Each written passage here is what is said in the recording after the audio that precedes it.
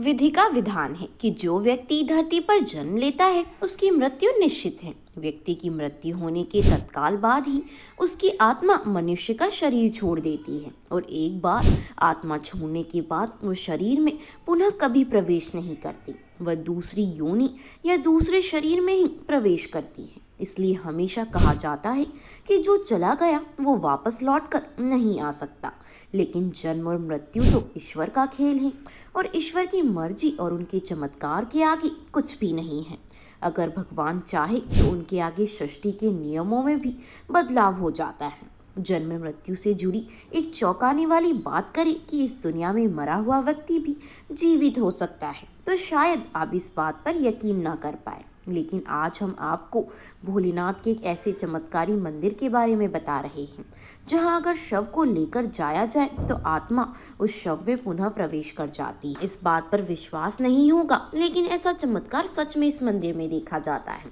जिस मंदिर की हम बात कर रहे हैं, दरअसल वह मंदिर देवभूमि कहे जाने वाले उत्तराखंड की राजधानी देहरादून से कुछ दूरी पर लाखा मंडल नामक स्थान पर मौजूद है।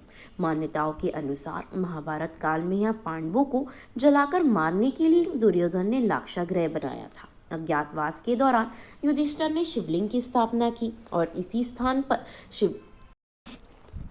शिवजी का मंदिर बनाया गया है, जो मंदिर आज भी मौजूद है। लाखा मंडल शिव मंदिर में मौजूद शिवलिंग का महामुंडेश्वर के नाम से जाना जाता है। मंदिर के प्रांगण में मौजूद इस शिवलिंग के सामने तो द्वारपाल पश्चिम की ओर मुंह करके खड़े हैं। माना जाता है कि कोई भी मृत्यु को प्राप्त किया हुआ इंसान इन द्वारपालों के सामने रख दिया जाता था तो पुजारी द्वारा अभिमंत्रित जल छिड़क कर वह जीवित हो जाता था।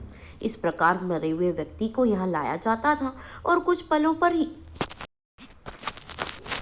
पलों में वो फिर से जिंदा हो जाता है। जीवित होने के बाद उस व्यक्ति का शिव नाम लेता है और गंगाजल ग्रहण करता है।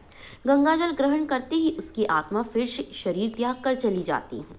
मंदिर की पिछली दिशा में दो द्वारपाल पहरेदार के रूप में खड़े नजर आते हैं। दो द्वारपालों में से एक का हाथ कटा हुआ है, जो एक अनसुलझा रहस्य बना हुआ है।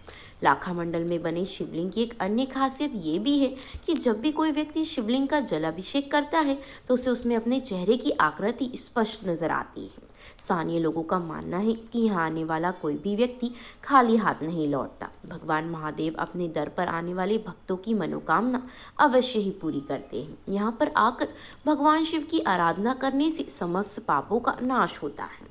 महामंडलेश्वर शिवलिंग के विषय में माना जाता है कि जो भी स्त्री पुत्र प्राप्ति के उद्देश्य से महाशिवरात्रि की रात मंदिर के मुख्य द्वार पर बैठकर शिवालय के दीपक को एकटक निहारते हुए शिव मंत्र का जाप करती है, उसे 1 साल के भीतर पुत्र रत्न की प्राप्ति होती है। यह भी मान्यता है कि द्वापर युग में दुर्योधन ने 5 पांडवों और उनकी माता कुंती को जीवित जलाने के लिए यही लाक्षागृह का निर्माण किया था। शिव मंदिर के अंदर एक चट्टान पर पैरों के निशान मौजूद हैं, जिन्हें माता पार्वती के पैरों के निशान माने जाते हैं।